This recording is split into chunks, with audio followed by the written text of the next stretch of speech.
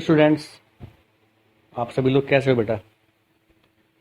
तो आज का जो लेक्चर है इसमें हम चारों ऑर्डर के कन्फर्मेंस को स्टडी करने वाले हैं।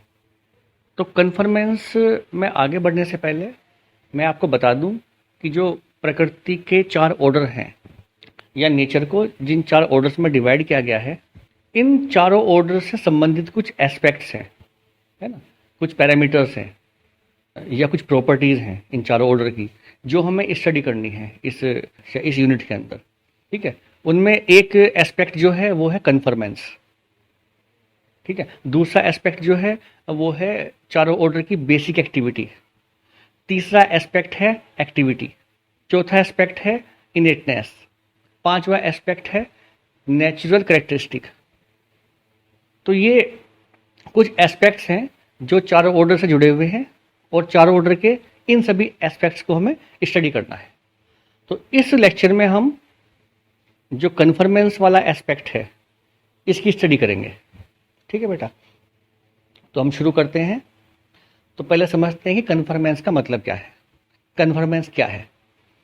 तो कन्फर्मेंस का जो संबंध है वो किसी भी इकाई की फंडामेंटल नेचर से है, या उसके कह सकते हैं कंडक्ट से है, उसके आचरण से है, या कह सकते हैं उस इकाई के बिहेवियर से है ना, कि वो जो यूनिट है वो अपने आप को कैसे एक्सप्रेस करती है ना, क्या उसका कंडक्ट है, क्या उसका गुणधर्म है। तो कन्फर्मेंस का संबंध इन बातों से है। ठीक है बेटा, जब हम इसको और डीपली स्टडी करते हैं तो पता चलता है कि किस प्रकार से कोई भी यूनिट की जो फंडामेंटल नेचर है या उसका कंडक्ट है या उसका बिहेवियर है, एक निरंतरता में इस एग्जिस्टेंस में वो बना रहता है। तो वो क्या मेथड है, क्या मैकेनिज्म है ना, जिसके द्वारा किसी भी यूनिट की फंडामेंटल नेचर या उसका कंडक्ट या उसका बिहेवियर कॉन्टिन्यूएशन में, निरंतरता में डेफिनिट बना रहे, इस बात को कन्फर्मेंस बोलते हैं। तो कन्फर्मेंस बेसिकली वो मैकेनिज्म है या वो मेथड है ना, जिसमें किसी भी इकाई की फंडामेंटल नेचर या उसका कंडक्ट जो है इस अस्तित्व में, निरंतरता में मेंटेन रहता है, कॉन्टिन्यूएशन में जो है वो मेंटेन रहता है इस अस्तित्व में। ठीक है, तो प्रपोजल की फॉर्म में बताया गया है कि जो चारों ऑर्डर हैं, है ना, तो उन चारों ऑर्डर में जो पहले तीन ऑर्डर हैं, अर्थात मैटेरियल ऑर्डर, प्राणिक ऑर्डर या plant order and animal order, इनका जो कन्फर्मेंस है या इनका जो कंडक्ट है वो डेफिनेट होता है, वो निश्चित होता है। ठीक है, लेकिन जो ह्यूमन ऑर्डर है उसका जो कंडक्ट है या उसका जो कन्फर्मेंस है वो डेफिनेट भी हो सकता है और वो इनडेफिनेट भी हो सकता है। वो डिपेंड करता है कि मानव का जीना किस प्रकार से हो रहा है। तो अगर मानव के अंदर राइट अंडरस्टैंडिंग है, मानव के अंदर सेल्फ में सही समझ है, सही भाव है, कंडक्ट तब डेफिनेट हो सकता है। और अगर मानव के अंदर सही समझ नहीं है, सही भाव नहीं है, तब वो जो उसका कंडक्ट है वो इनडेफिनेट होता है, अनिश्चित होता है। तो इन्हीं सभी बातों को इस लेक्चर में हम डिस्कस करने वाले हैं। तो वन बाय वन हम एक एक ऑर्डर का कन्फर्मेंस स्टडी करेंगे और उसके पीछे क्या लॉजिक है उसको समझेंगे।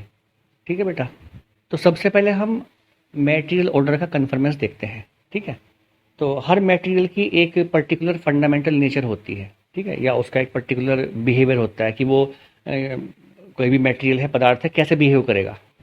ठीक है, तो पदार्थ का जो ये फंडामेंटल नेचर है या उसका कंडक्ट है या उसका बिहेवियर है या उसका गुणधर्म है ना, सबका मतलब एक ही है ना, वो निरंतरता में एक रूप बना रहे, निरंतरता में डेफिनेटनेस में वो बना रहे, ये किस बात पर निर्भर करता है ना? तो प्रपोजल में बताया गया है कि ये निर्भर करता है उस पदार्थ के कॉन्स्टिट्यूशन पर या उस पदार्थ की कंपोजिशन पर। तो जैसी कंपोजिशन होगी वैसा ही उस पदार्थ का कंडक्ट होगा, वैसा ही उस पदार्थ का बिहेवियर होगा। ठीक है, तो अगर कंपोजिशन यूनिक है ना, तो उस पदार्थ का जो बिहेवियर है, कंडक्ट है, वो एक सा बना रहेगा।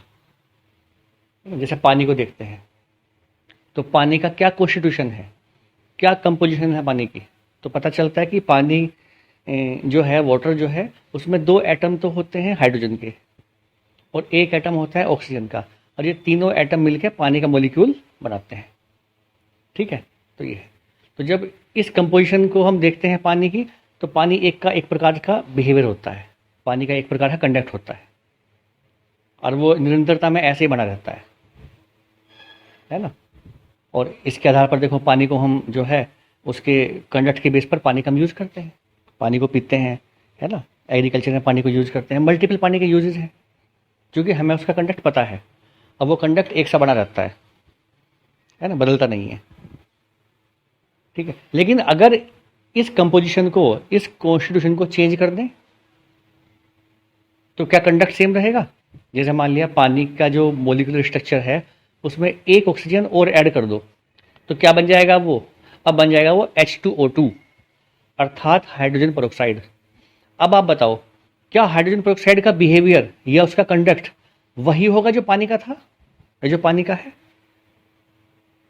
तो पता चलता है कि जैसे ही कंपोजिशन बदली, जैसे ही पदार्थ का कॉन्स्टिट्यूशन चेंज हुआ, तो उसका कंडक्ट या उसका बिहेवियर भी बदल गया, उसकी प्रॉपर्टीज भी बदल गई। जैसी कंपोजिशन, जैसा कॉन्स्टिट्यूशन, वैसे ही पदार्थ का कंडक्ट, वैसे ही उसका कन्फर्मेंस।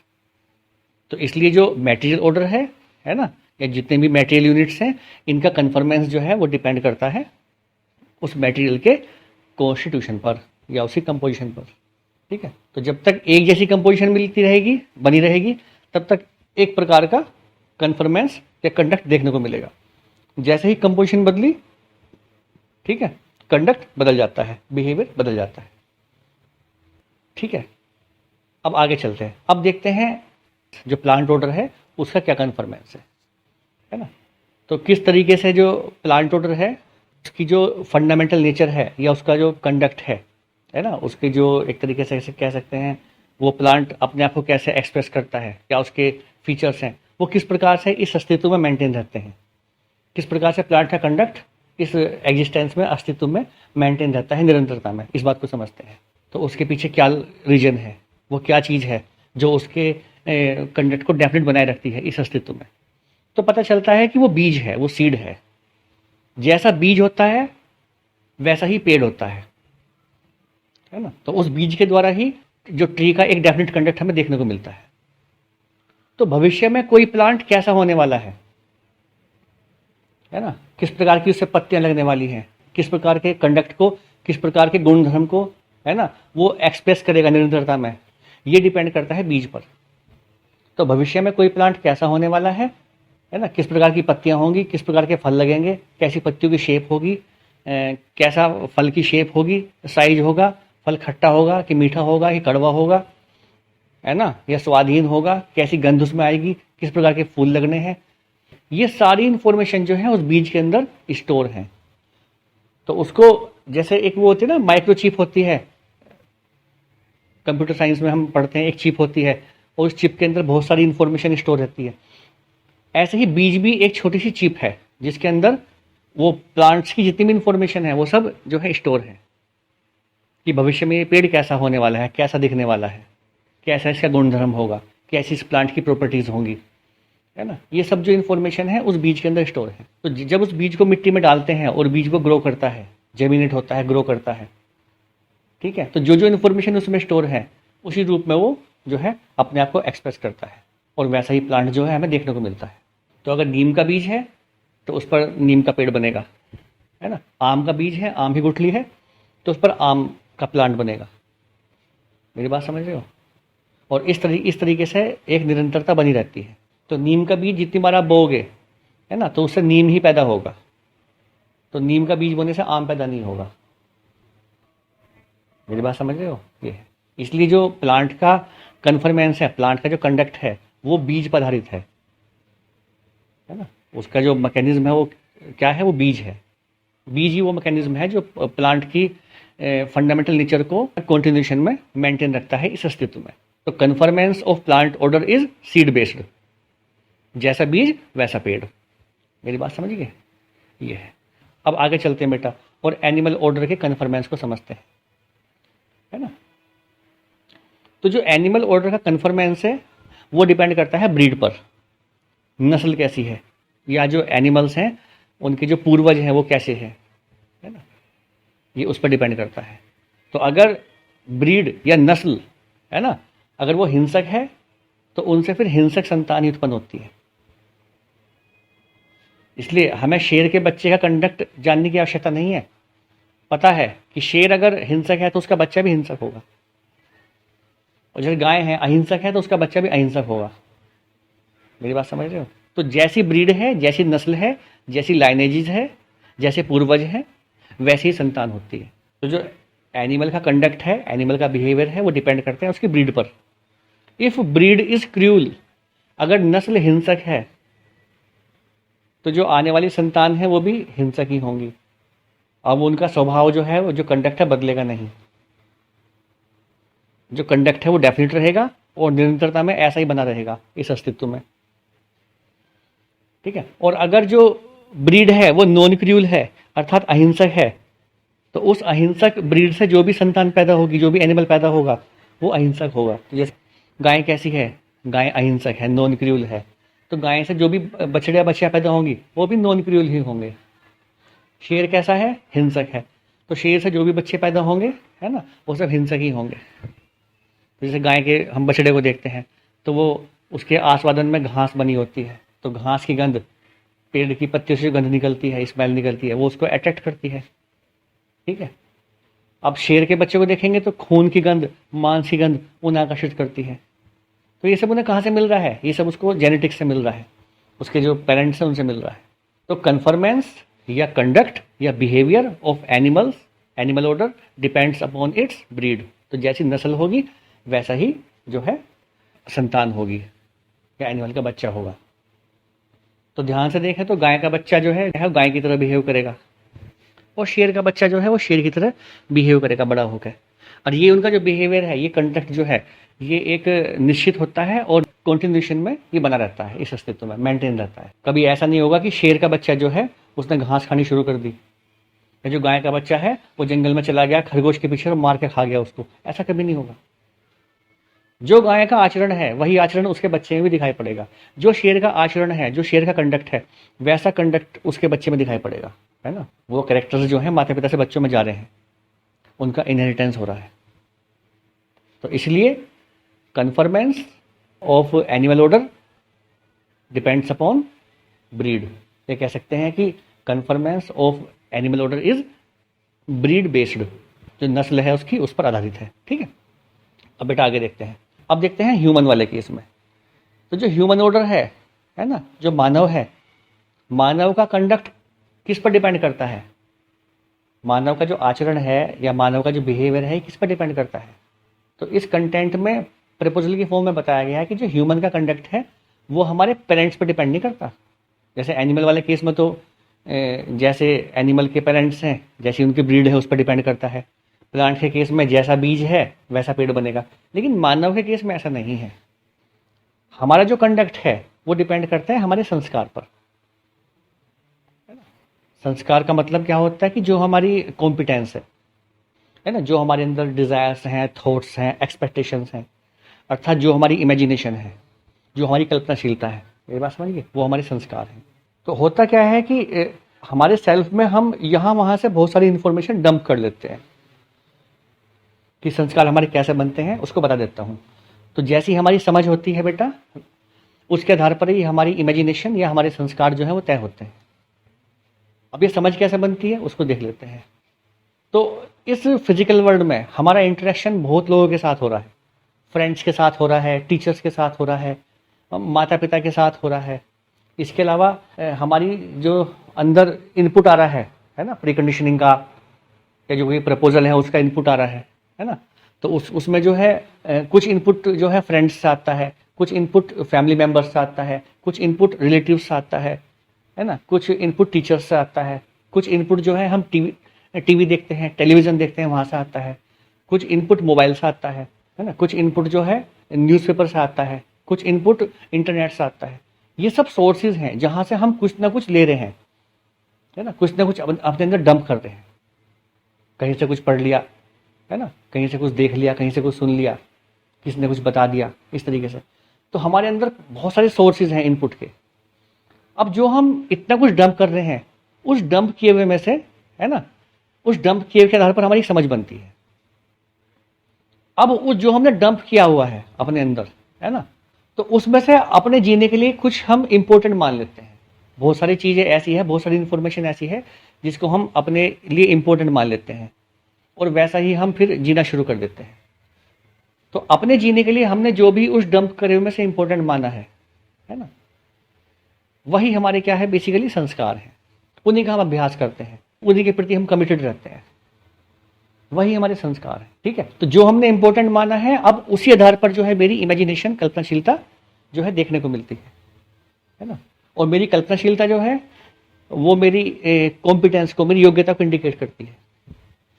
तो अब जो चीज मैंने जीने के लिए इंपॉर्टेंट मान ली है ना, अब उस आधार पर ही मेरे विचार चलेंगे, वैसे मेरे थॉट्स होंगे, वैसे मेरे सेल्फ में डिजायर्स होंगी, वैसे ही मेरे सेल्फ में एक्सपेक्टेशंस होगी, वैसे ही मैं सिलेक्शन करूंगा, है ना, लोगों का सिलेक्शन करूंगा, कपड़ों का सिलेक्शन करूंगा, है ना, और आपके जो है फूड आइटम्स का सिलेक्शन करूंगा। तो ये जो मेरे डिजायर्स हैं, थॉट्स हैं, एक्सपेक्टेशंस हैं, इन्हीं को कलेक्टिवली संस्कार बोल रहे हैं, या जो हमारी इमेजिनेशन है, हमारी कॉम्पिटेंस है, इसी को हम संस्कार बोल रहे हैं। ये संस्कार कहाँ से आ रहे हैं? हमारी समझ से। और समझ कहाँ से बन रही है? जो हमने इतना सारा इनपुट यहाँ वहाँ से ले रखा है, और उस इनपुट में जो भी मैंने जीने के लिए इंपॉर्टेंट मान लिया है, उन सब चीज़ों के आधार पर मेरी समझ बनती है। और फिर जैसी समझ होती है वैसे मेरे विचार होते हैं, वैसे मेरे थॉट्स होते हैं। तो जो जो मैंने अपने जीने के लिए इंपॉर्टेंट माना, अब वैसे मेरे थॉट्स होंगे, वैसी मेरे सेल्फ में डिज़ायर्स होंगी, वैसी मेरे सेल्फ में एक्सपेक्टेशंस होंगी। इन्हीं को हम कलेक्टिवली संस्कार बोलते हैं।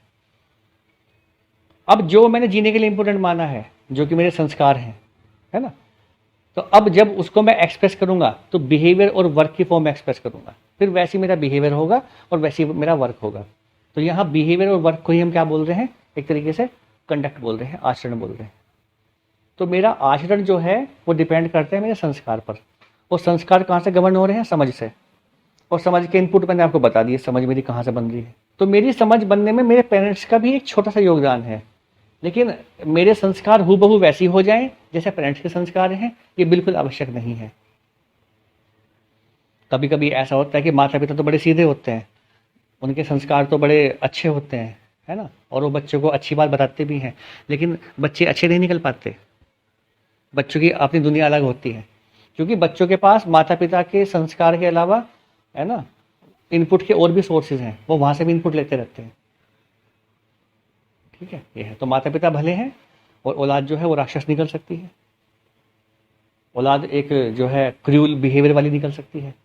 एंड इट्स वाइस वर्सा, उल्टा भी हो सकता है। ये हो सकता है कि माँ बाप घर में झगड़ते हो, घर में कलेश रहता हो, द्वंद्व रहता हो, और औलाद का वहाँ मन न लगता हो, वो शांति पसंद करता हो, वो शांति प्रिय हो, वो संबंध के भाव से जीना चाहता हो, उसका घर में मन न लग। तो ऐसा बिल्कुल जरूरी नहीं कि जो संस्कार माँ बाप के हैं, है ना, जैसा उनका जीना हो रहा है तो वही संस्कार आप में भी आ जाए। हो सकता है आपकी मम्मी को भजन पसंद हो, है ना, वो धार्मिक प्रवृत्ति की हो, पूजा पाठ में उनका मन लगता हो, और आपका मन लगता है गाने सुनने में और मूवीज़ देखने में, है ना। तो इसलिए जो हमारा कंडक्ट है, हमारा जो बिहेवियर है ना, वो डिपेंड करता है संस्कार पर। तो अगर मेरे संस्कार, मेरी इमेजिनेशन, मेरा कॉम्पिटेंस वो गवर्न हो रहा है राइट अंडरस्टैंडिंग से, तब तो मेरे संस्कारों में एक डेफिनेटनेस, एक निश्चितता देखने को मिलेगी, है ना। लेकिन अगर मेरे संस्कार गवर्न हो रहे हैं प्रीकंडीशनिंग के द्वारा, गवर्न हो रहे हैं सेंसेशन के द्वारा, तब मेरे संस्कारों में एक निश्चितता देखने को नहीं मिलेगी। इसलिए मानव का जो कंडक्ट है वो बदलता रहता है ना। तो अगर मानव में सही समझ, सही भाव है, तभी उसका जो कंडक्ट है दैट कैन बी डेफिनेट। लेकिन मानव में सही समझ, सही भाव नहीं है ना, और उसकी लाइफ जो है वो प्रीकंडीशनिंग और सेंसेशन बेस्ड है ना। उसके संस्कार जो है, अर्थात उसकी डिज़ायर, थॉट्स, एक्सपेक्टेशंस जो है वो प्रीकंडीशनिंग और सेंसेशन से गवर्न हो रहे हैं, है ना। तब मानव का जो कंडक्ट है दैट विल बी इनडेफिनिट। जो मानव का बिहेवियर है दैट विल बी इनडेफिनिट। तो इसलिए कहा गया है कि गाय का बच्चा गाय जैसा, शेर का बच्चा शेर जैसा, लोमड़ी का बच्चा लोमड़ी जैसा, लेकिन मानव का बच्चा ये बिल्कुल आवश्यक नहीं कि अपने माता पिता जैसा हो। तो हमारा कंडक्ट जो है वो डिपेंड करता है हमारे संस्कारों पर। तो जैसे संस्कार होंगे वैसा हमारा कंडक्ट होगा। ठीक है बेटा। तो ये कुल मिला के चारों ऑर्डर का कन्फर्मेंस मैंने आपको बताया। तो एक बार बहुत जल्दी से रिवाइज करा देता हूँ, है ना।